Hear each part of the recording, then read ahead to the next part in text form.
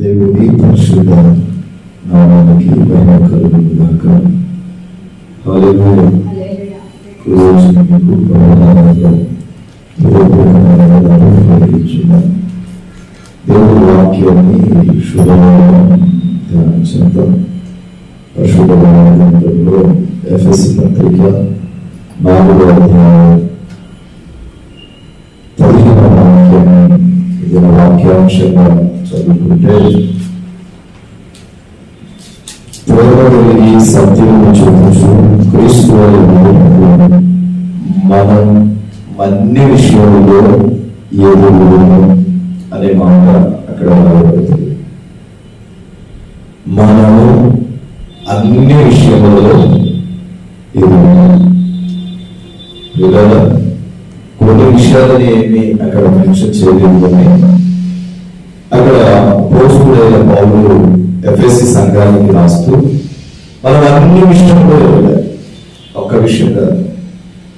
ఈ సంవత్సరం ప్రభు అన్ని విషయాల్లో మనలను ఎదిగింప చేయాలని కోరుతున్నారు.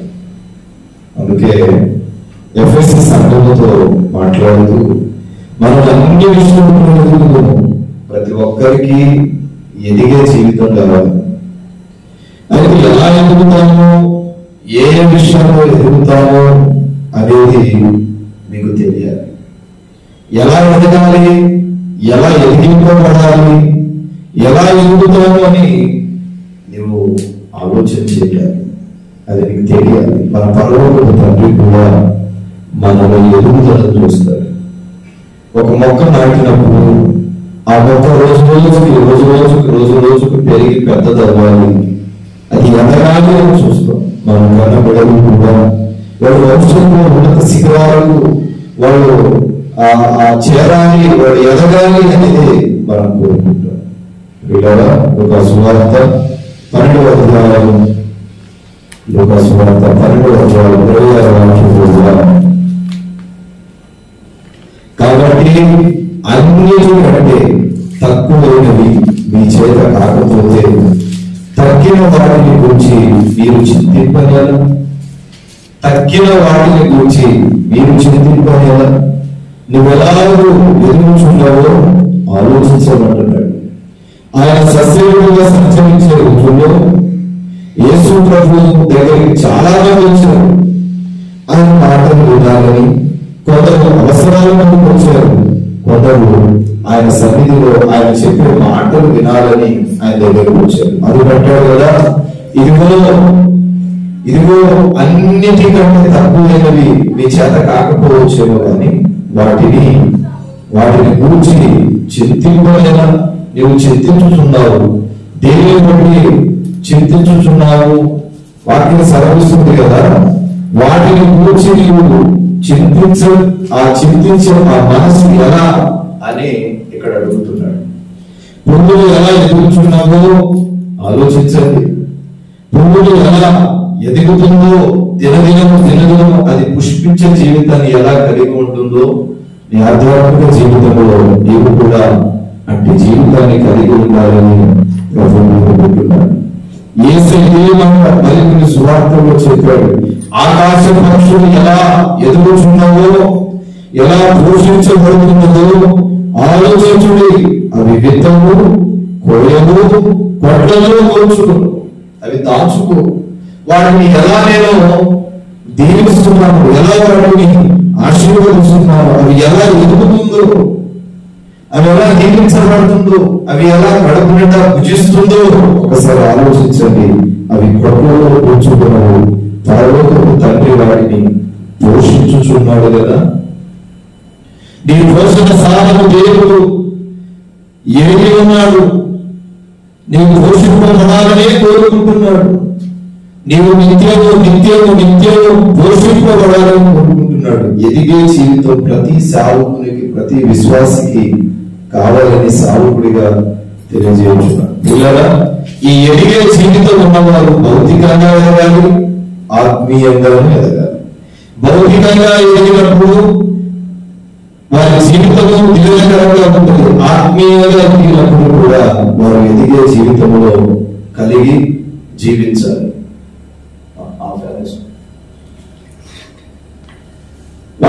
సెలవిస్తుంది.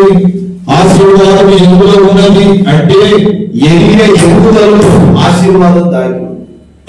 ఈ ఎదిగే ఎదుగుదల అనేది చాలా చాలా స్పష్టంగా నీకు నాకు అర్థమవ్వాలి అనేది లేఖనాలు సెలవిస్తుంది. న్యాయాధిపతుల గ్రంథం 13వ వాక్యము, న్యాయాధిపతుల గ్రంథం 13:24 ఇక్కడ సెలవిస్తుంది.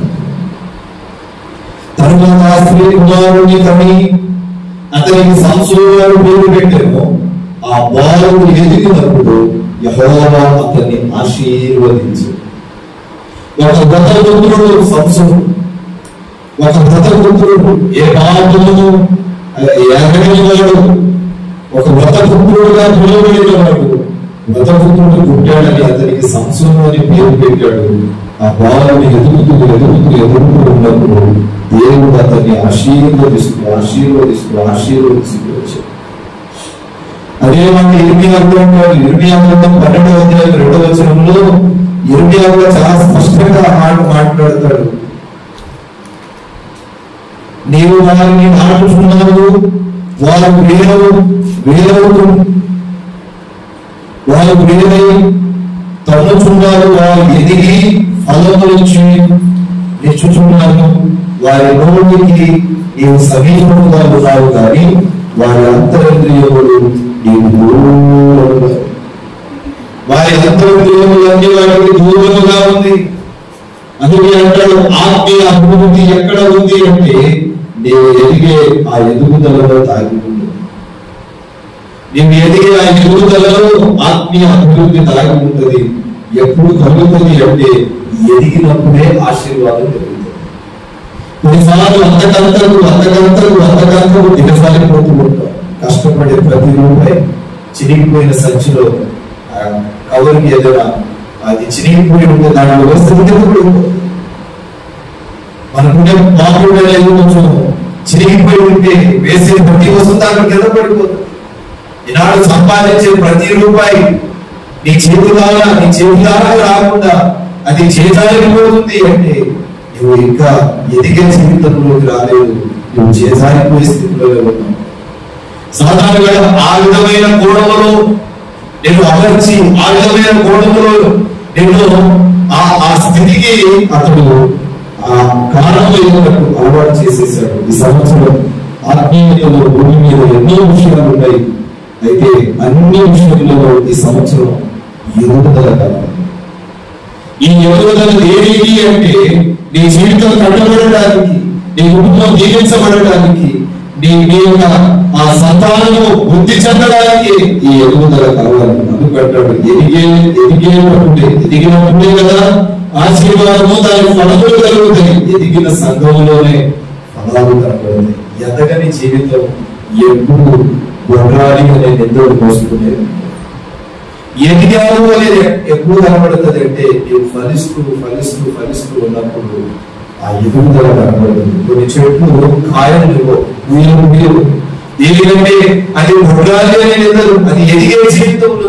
కానీ కొన్ని చెట్లు విస్తారమైన ఫలములు ఇస్తుంది, విస్తారమైన పూలను ఇస్తుంది, విస్తారమైన కాయలు ఇస్తుంది. అది ఎదుగుతుంది అని మనకు అర్థమవుతుంది. ఎదిగిన విశ్వాసంలో సేవకుల్లో ఎన్నో ఆత్మీయ ఫలములు చూడాలని ఒక చెట్టు నాటినప్పుడు చెట్టు వేరు అన్ని లోతుగా భూమిలోకి వెళితే అది పుష్టిగా ఉంటుంది. లోతుగా భూమిలోకి వెళితే అది పౌష్టికంగా ఉంటుంది, పుష్టిగా ఉంటుంది. ఇలా ఫలములో సమృద్ధిగా బాగా కాయనిస్తుంది, మంచి నీళ్ళనిస్తుంది, 10 మందికి ఉపయోగకరంగా ఉంటుంది. ఆ పుష్టితనం ఆ చెట్టులో లేకపోతే, అది లోతుగా వెళ్ళకపోతే ఆ చెట్టు 10 మందికి ఆశ్రయం. మనం కూడా విశ్వాసంలో లోతుగా వెళితే మనం 10 మందికి ఆశీర్వాదకరంగా ఉంటాం, 10 మందికి విలువకరంగా ఉంటాం, 10 మంది మన గురించి దేవుని సన్నిధిలో మాట్లాడుకునేదంటూ ఉంటాం. మన విశ్వాసం లోతైన విశ్వాసంలో ఫలాలు సమృద్ధిగా, ఫలాలు అన్ని సమృద్ధిగా నీలో కలగాలి అంటే నీవు లోతైన అనుభవంలోకి వెళ్ళి పూత కాయలు ఫలములు కలిగిన చెట్టుగా మార్చాలి. కొన్నిసార్లు చెట్టు రాలిపోతూ ఉంటుంది. ఎండాకాలం వస్తే చెట్టు మీద ఉన్న వేప చెట్టు చూడండి, చెట్టు మీద ఉన్న కాయలన్నీ రాలిపోతాయి, ఆకులన్నీ రాలిపోతాయి, కొన్ని చెట్లు రాలిపోతాయి. అని ప్రభు అంటాడు, నువ్వు ఎదగాలి, ఎదిగే జీవితాన్ని కోరుకోవాలి. ఎదిగే జీవితం నీ కలగాలి అంటే నీ జీవితంలో ఆ ఎదుగుదల అనేది దివ్యకరంగా ఉంది. ఇలా సమయంలో 1:26 ఒక మాట, సమయంలో 1:26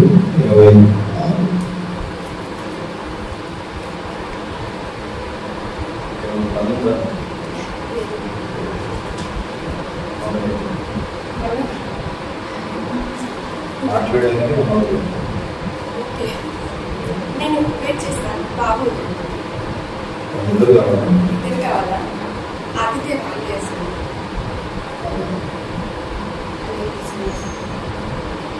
చూడండి, సమయంలో 1:26 బాలుడు సమూయేలు ఇంకను ఎదుగుచు యెహోవా దయందును మనుషుల దయందును వర్ధిల్లి. యెహోవా దయందును మనుషుల దయందును వర్ధిల్లాడు అంటే మనుషుల దయంతో వర్ధిల్లాడు. మనుషులు కూడా అనుకునేవాడంట, ఇతడు చాలా జ్ఞానంగా ఉన్నాడు, ఇతడు చాలా వివేచనగా ఉన్నాడు. మనుషులు కూడా అతని గురించి గొప్పగా మాట్లాడాడు. దేవుడు కూడా అతని గురించి అంటాడు, ఇతడు జ్ఞానవంతుడు. సొలొమోను ఆ యొక్క సమూయేలు గురించి రాస్తాడు కదా, అతడు ఉన్నది మందిరంలో అతని ఖ్యాతి ఆ దేశం అంతా ప్రకటింది. ఉన్నది మాత్రం మందిరంలోనే. చిన్నతనంలో దేవుని మందిరానికి వచ్చేసాడు. పాలు వేసిన తర్వాత అతడు ప్రభు మందిరానికి వచ్చేసాడు. వచ్చేసి ప్రార్థన చేస్తూ దైవజనుడైన ఏమి ఎదుట తన తల్లి అతన్ని సమర్పించినప్పుడు అతడు దైవజనుడైన ఏలికి సాష్టాంగపడి నమస్కారం చేయడం ప్రారంభించాడు. ఈ రోజు వాక్యం సమర్పిస్తుంది కదా, ఆ తల్లి తన బిడ్డలకు నేర్పించిన ఆ జ్ఞానం చూడండి. దైవ సేవకుడు, దేవునికి ప్రజలకు మధ్యవర్తి, దేవుడు ఏర్పాటు చేసిన వాడు ఎంత ఎంత ఆ యొక్క సంస్కారం ఏదైతుందో చూడండి. బాలుడే చిన్నవాడే, పాలు విడిచిన తర్వాత ఎంత వయసు ఉంటుంది? మహా ఒక 6 నెలలు ఉంటుంది, ఓ సంవత్సరం. 6 నెలలకి పాలు విడిచేస్తాడు. ఆ పాలు విడిచిన వెంటనే చాలా పసికందులు తీసుకొచ్చి మందిరంలో కూర్చోబెట్టింది.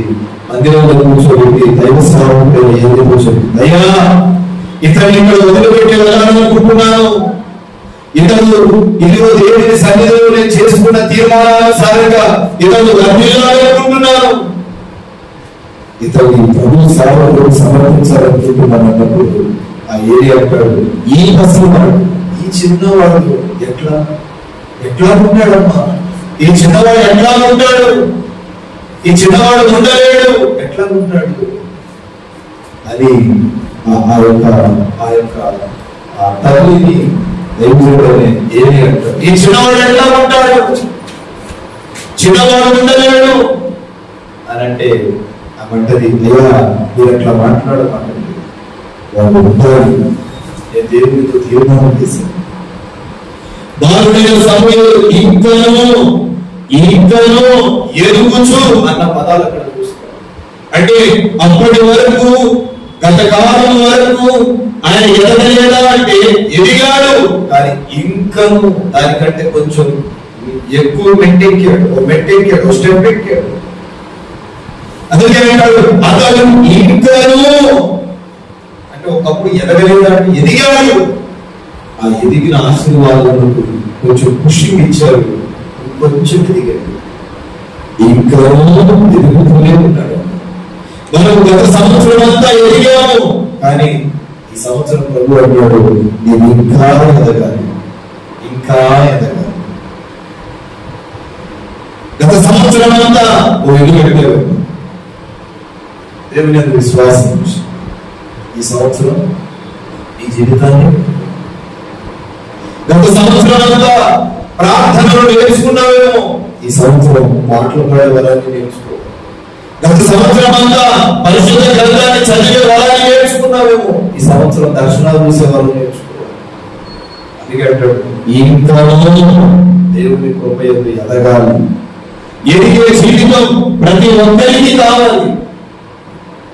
ఈ పరిశుద్ధ వల్ల ప్రభు సెలవిస్తున్నాడు, మనం గత సంవత్సరం అంతా ఎదిగా ఉన్నాడు, ఇంకా ఎదగాలి. ఈ సంవత్సరం వాళ్ళు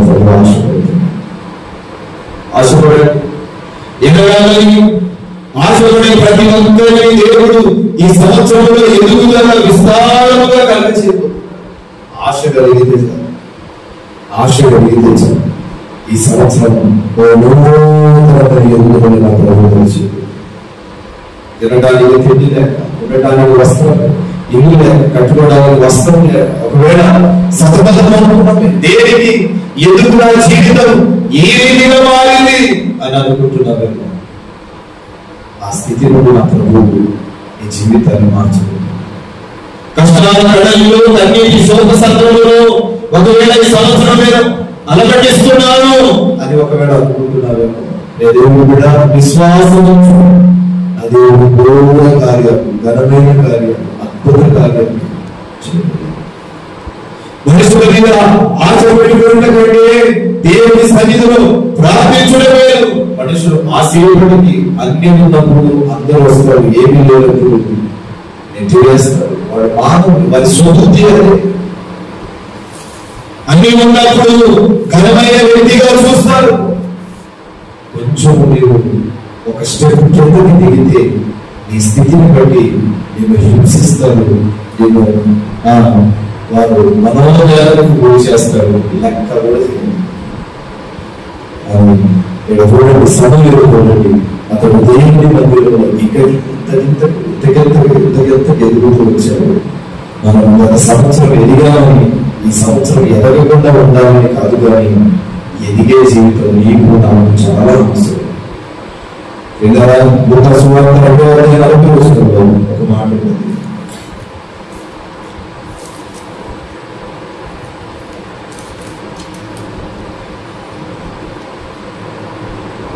వారు గుణాలతో నిండుకొనుచు ఎదిగి బలము పొందుచుంది, దేవుని దయ ఆయన మీద మన ప్రభువైన యేసు మనకి మాదిరి, ఆయన మనకు మాదిరి పురుషుడు, ఆయన మనకు మాదిరి చూపుటకు కలిగి వచ్చాడు. అదే అంటున్నాడు కదా, మన ప్రభువైన యేసు క్రీస్తు నిత్యము జ్ఞానమందు దేవుని దయతో వర్ధిల్లాడు. ఆయన జ్ఞానం, వారు జ్ఞానంతో నిండుకొనుచు ఎదిగి బలము పొందుచు. జ్ఞానం ఉన్నప్పుడే కదా బలం ఉంది. జ్ఞానం లేకపోతే బలము, జ్ఞానం ఉన్నప్పుడే బలం ఉంటుంది. మన ప్రభు యేసు క్రీస్తు మాదిరి. నీవు భౌతికంగా ఎంత ఎదిగినా ఆత్మీయంగా జ్ఞానముతో నిండుకొనుచు ఎదగాలి. ఆ ఎదిగి బలాన్ని పొందాలి.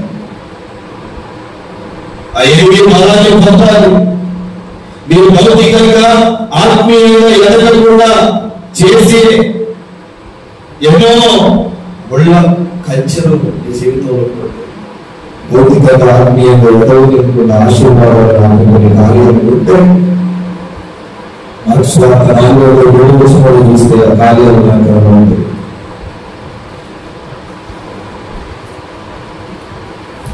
కొన్ని ముళ్ళ పొదలలో పడేను, ముళ్ళ పొదలు ఎదిగి వాటిని అణిచివేసారు కనుక అవి ఫలింపలేదు. కొన్నిసార్లు కొంతమంది మనల్ని ఎదగకుండా చేస్తారు, ఆశీర్వాదపడకుండా చేస్తారు, ఒడిగి ఉంటున్నట్లే మార్చేస్తారు. కనుక వాక్యం సెలవిస్తుంది, అవి ఎదగకుండా చేసి వారిని అణిచివేస్తారు. ముళ్ళ పొదలు ఎదిగాయి కానీ విత్తనాలు ఎదగకుండా అణిచివేశారు. విత్తనాలు ఎదగలేదు ముళ్ళ పొదలు. ఇది కూడా కొన్నిసార్లు లోకంలో ప్రజలు ఎదగకుండా చేస్తారు. వ్యవసాయకుడు శ్రేష్టమైన విత్తనాలు చల్లాడు, అయితే అవి చక్కగా ఫలించాయి కానీ ఫలించలేదు, ఎదగవలసినవి ఎదగలేదు. ఎదగడానికి అవసరం లేదు, ఎదగాల్సింది ఎదగలేదు, ఎదగటకు అవసరం లేని ఎదిగాయని మనం చూస్తున్నాం. 92వ కీర్తన 12వ వాక్యం.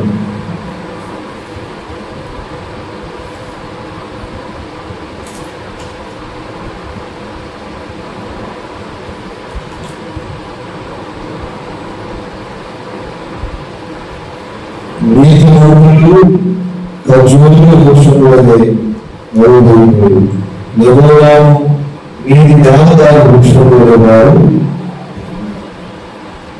యెహోవాను దేవదారు ఒక చెట్టు చాలా ఆకాశాన్ని కంటే తట్టుకుంటుంది. చూడండి, టేకు చెట్లు చూసారా ఎంత ఎత్తుకెదుగుతాయో. అలాగే మీరు నీతి విషయంలో ఎదగాలి అంటే, మీ విషయంలో ఎదగాలి. దేవుని మందిరంలో ఉన్నవారు నీతిమంతులుగా మార్చబడినవారు, మారినవారు లెబోనాను మీది దేవదారు వృక్షంలో ఎదగాలంటారు.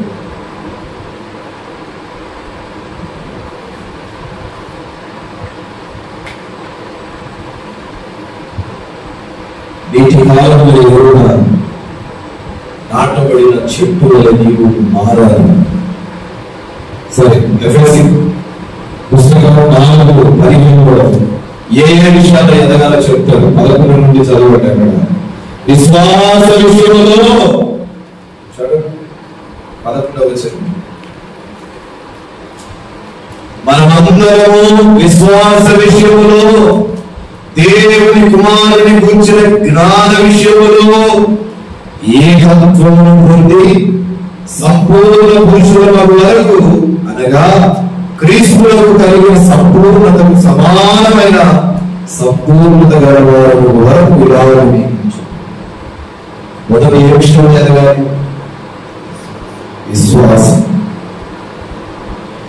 విశ్వాస విషయంలో ఎదుగును. 15వ ఎదుగుతాను అని ప్రారంభించి 11 అంటాడు విశ్వాస విషయంలో ఎదగాలి. పౌలు గారు ప్రతి ఒక్కరిని పరీక్షించి మాట్లాడారు. విశ్వాస విషయంలో ఎదగాలి. రకరకాల విశ్వాసాలు ఉన్నాయి ఈ రోజుల్లో. విశ్వాసం లేని వారు ఉన్నారు, విశ్వాసం లేని చెడ్డతనమా అని కూడా అంటారు. విశ్వాసం లేని చెడ్డతనము వాళ్ళారా అని ఒక గుంపుని గురించి యేసయ్య అన్నారు. కొందరిలో అవిశ్వాసం, అల్ప విశ్వాసం కొనసాగుతూ ఉంటది. కానీ ప్రభు అంటాడు, ఆవగింజంత విశ్వాసం అంటే నువ్వు వృద్ధి చెందిపోతావు. ఆవగింజ మీరు గమనిస్తే ఆవగింజలాగా ప్రారంభమైన విశ్వాసం కూర మొక్కలో ఆవగింజ యొక్క మొక్క ఎలా వృద్ధి చెందుతూ ఉంటుందో అలాగే విశ్వాసం వృద్ధి చెందాలి. ఆవగింజ అనుకుంటది చాలా చిన్నది, కానీ మొక్కల్లో దాని విశ్వాసం అది ఎంత ఎత్తుకెళ్తుందో చూడండి. విశ్వాసం ద్వారా ఎన్నో సాహస కార్యాలు, అద్భుతాలు జరుగుతాయి. ఇతరులు విశ్వాసాన్ని బట్టే కదా కాపాడబడ్డారు. మొదటి కొరింథీ 11 చూస్తే, మొదటి కొరింథీయన్స్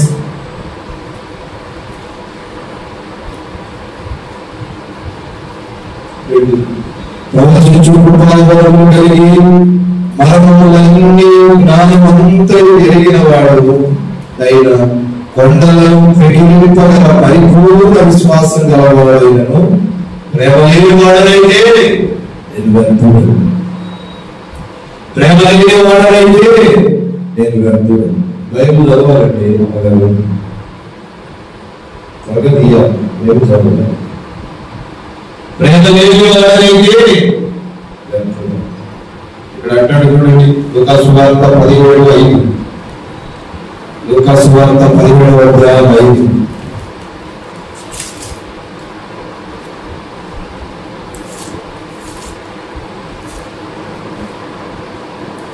అపోస్తలులు ఆ విశ్వాసం వృద్ధి పొందింపమని ప్రభువుతో చెప్పగా, ప్రభువు మీరు ఆవగింజంత విశ్వాసం కలవాలైతే ఈ కంపడి చెట్టు చూసి నీవు వేళ్లతో కూడా పెకిలింపబడి సముద్రములో నాటబడుమని నేనెప్పుడు అది మీకు ఆలోచించేంత విశ్వాసం, ఆలోచించేంత విశ్వాసం అంటే నువ్వు దీవించబడతావని ఇక్కడ మనం తెలియజేస్తున్నాం. రెండవ మాట ఎఫెసీ 4:11 రెండవది జ్ఞాన విషయంలో ఎదుగుదాము. ఒకటి విశ్వాస విషయంలో ఎదగాలి, రెండవది జ్ఞాన విషయంలో ఎదగాలి. దేవుని కుమారుని గురించిన జ్ఞాన విషయంలో ఎదగాలి. రాజు మొదటి గ్రంథం 4:29 వీరి వారి జ్ఞానం కంటే ఎక్కువ కలిగి ఉన్నాడు సొలొమోను. రాజుల మొదటి గ్రంథం 3:28 రాస్తాడు. సొలొమోను అంతటి జ్ఞానవంతుడు ఆ బైబిల్ గ్రంథంలో లేడు, రానున్న రోజుల్లో లేకపోడు అన్నాడు దేవుడు. అంతటి జ్ఞానం కలిగిన వాడు సొలొమోను.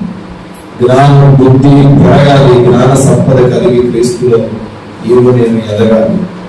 యెషోబు గురించి ఐగుప్తు దేశాన్ని పరిపాలన చేస్తున్న చక్రవర్తి అంటారు, ఇతడి వలె మీరు కూడా జ్ఞాన వివేకం కలిగి ఉండండి, జ్ఞాన వివేకం కలిగి ఉండండి అంటాడు.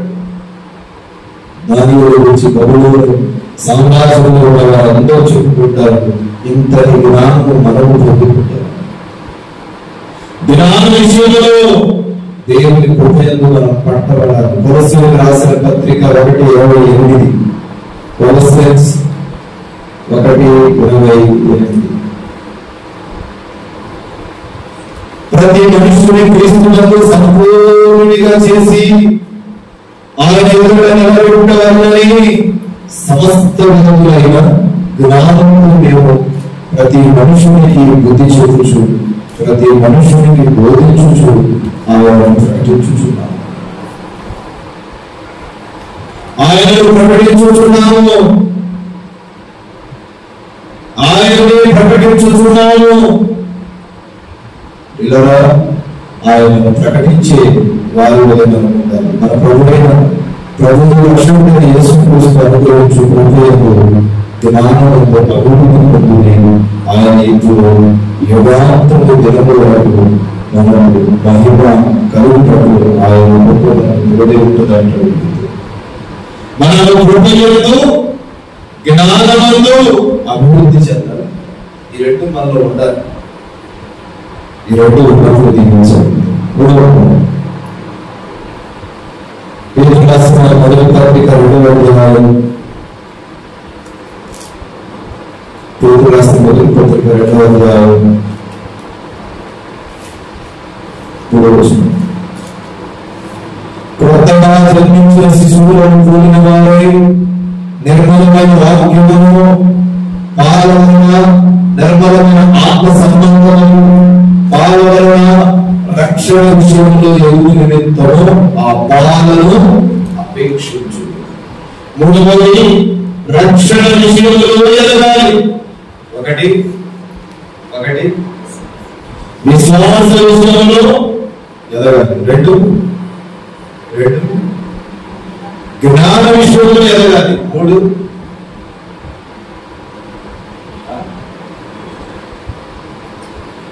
మూడు రక్షణ విషయంలో యేసయ్యలో రాకముందు సమస్త విధములైన దుష్టత్వంతోనే మీరు ఉన్నారు. కపటం, వేషధారణ, అసూయ, దూషణపరమైన మాటలతో ఉన్నారు. మీరు పాత సంవత్సరంలోనే అవి ముగించబడాలి. ఈ కొత్త సంవత్సరం సమస్తం కొత్తగా రక్షణ విషయంలో ఎదగాలి అంటే స్వచ్ఛమైన వాక్యాన్ని మనం వినాలి. పిల్లలు వారి యొక్క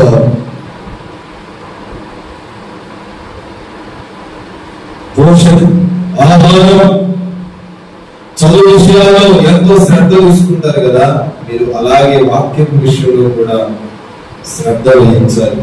రక్షణ అనేది ఒక పాత్ర వంటిది. రక్షణ అనేది ఒక తల్లి కడుపులో ఉండే బిడ్డలు వంటిది. పాత్ర అజాగ్రత్తగా పట్టుకుంటే పగిలిపోతుంది. 9 నెలలు నిండాక బిడ్డ బయటికి వచ్చి ఎట్లా పరిపక్వత చెందుతాడో అలాగే నీవు దినదినము దినదినము పరిపక్వ దశలో చెందాలి. అంటాడు, దేవా ఇదిగో రక్షణ పాత్రను చేతపించుకో, రక్షణ పాత్రను చేతపించుకో. ఫిలిప్పులు రాసిన పత్రిక 2వ అధ్యాయం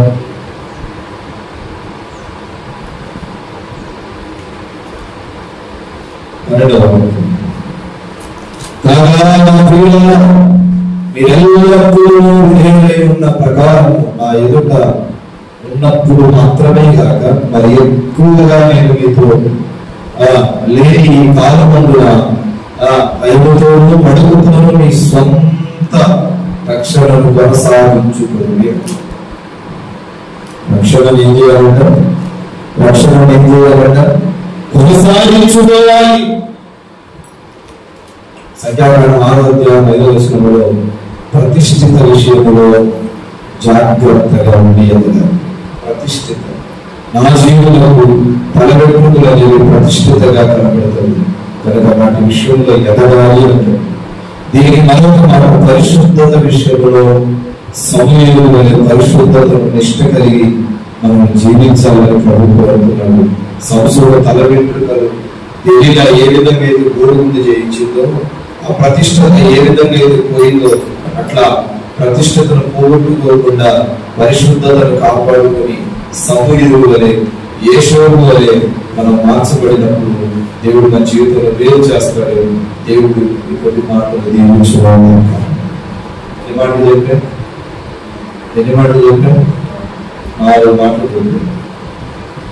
ఎన్ని మాటలు చెప్పాను? మొదటిది విశ్వాస విషయంలో ఎదుగుదల. రెండవది దేవుని గురించిన జ్ఞాన విషయంలో ఎదుగుదల. మూడవది రక్షణ విషయంలో ఎదుగుదల. నాలుగవది ప్రతిష్ఠిత విషయంలో పరిశుద్ధత విషయంలో ఎదుగుదల. ఒకసారి చదవండి సంఖ్యాకాండం దేవుడు సార్ 19 సంఖ్యాకాండం 6:5 వచనం.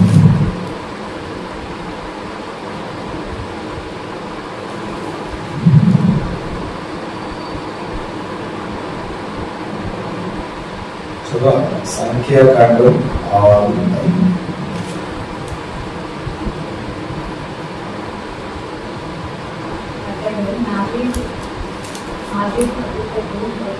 అతడు నా జీవితంలోకి మొక్కుకున్న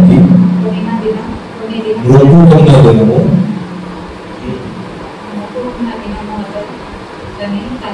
తల మీద వేయగలదు. అతడు యెహోవాకు తను ఒక వ్యక్తి నాశనం చేయబడిన తర్వాత ఆ వ్యక్తి తల మీద మంగళ కత్తి పడదు.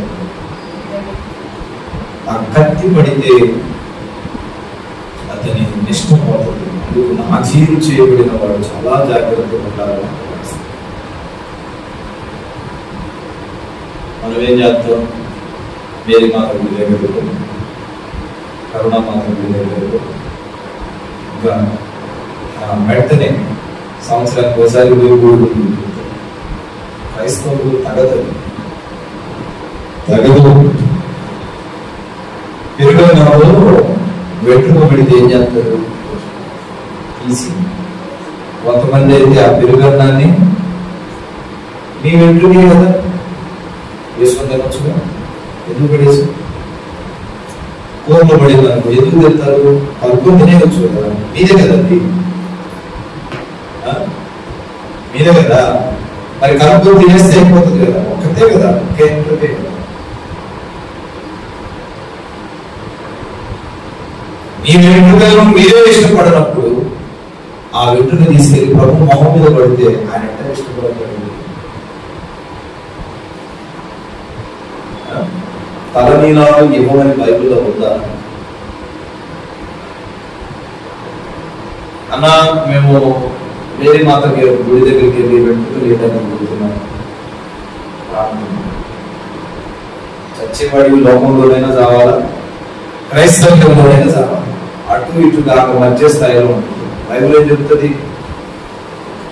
ఇది తలలో వేలకి మాతకుడని ఈ మాతకుడి ఆ మాతకుడి అని పోయి ఆడ ఊరుగుడు గురించి ఆ వెంట్రుకలు ఆయన మొహం నీకే నచ్చనప్పుడు ఆయనకి ఎట్లా నీ వెంట్రుకలు నచ్చుతాయి? నీవే ఇష్టపడదు ఆయన ఎట్లా పడతాడు? ఆలోచించి జాగ్రత్త పడండి, అట్లాంటివి చేయమాకండి. రెండింతల శాపాన్ని పొందమని ప్రతిష్టత కలిగి జీవించండి, పరిశుద్ధమైన మార్గాన్ని ఎంచుకొని బ్రతకండి. మానవుడు జీవించుకున్నాను మోకరించండి. మహాపరిశుద్ధుడు శుభంగా అందరూ దీవించి ఆశీర్వదించి అభిషేకం కనిపించండి. పరిశుద్ధ బంగారాలను మేము చేతులు వేసుకున్నగా దయచేసి మహిమాన్వితులుగా నీ ప్రేమలో పొందులను మహిమాస్వరూపులో తెలిసి తెలియ చేసిన ప్రతి తప్పిదం క్షమించండి. వేస్తున్నామని ప్రారంభిస్తున్నాం. మన తండ్రి తీసుకోవాలి. శుభాన్ని శ్వాస సంఘానికి సర్వ పరిశుద్ధులు